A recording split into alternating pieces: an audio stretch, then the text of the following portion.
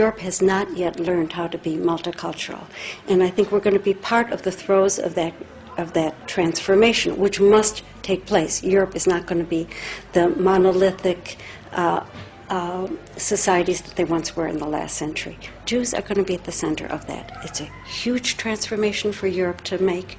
They are now going into a multicultural mode, and Jews will be resented because of our leading role. But without that leading role and without that transformation, Europe will not survive.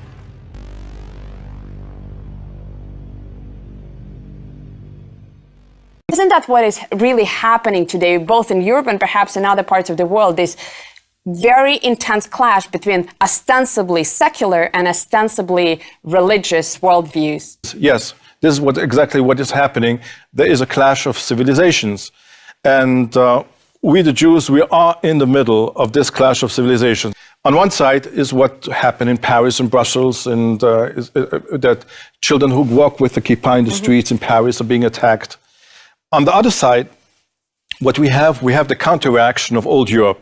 We have the laws against limiting religious freedom in Switzerland, against the minarets, in France, against the burqa, the attempted law in Germany against circumcision, the attempted law in Holland and in Poland against halal or kosher meat.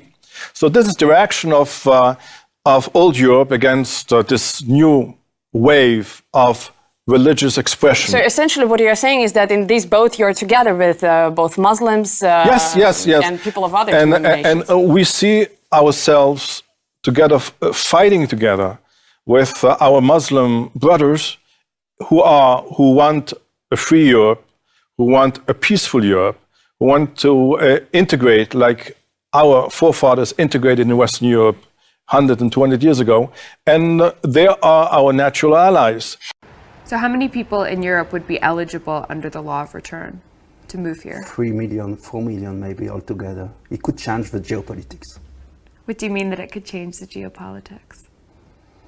You know, the demography is the key of everything, as you know. Between the Jordan and the Mediterranean, this is the borders, 10 million people, about 500,000 Jews and 500,000 Arabs.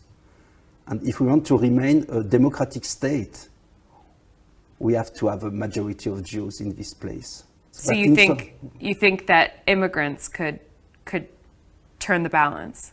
Absolutely sure. Already we have the birth rate among Arabs is decreasing and the birth rate among Jews is increasing. So it's already a change. The train of history is on its way. مع عدم الزواج، مع عدم الرغبة في الإنجاب، الهرم بتاعهم 100 يرثه 80، وال80 بعد 10 سنين يورثهم 60. وال60 يورثهم كام؟ 40. وال40 بعد 10 سنين 10. بعد 20 سنة مش هيبقى في حد.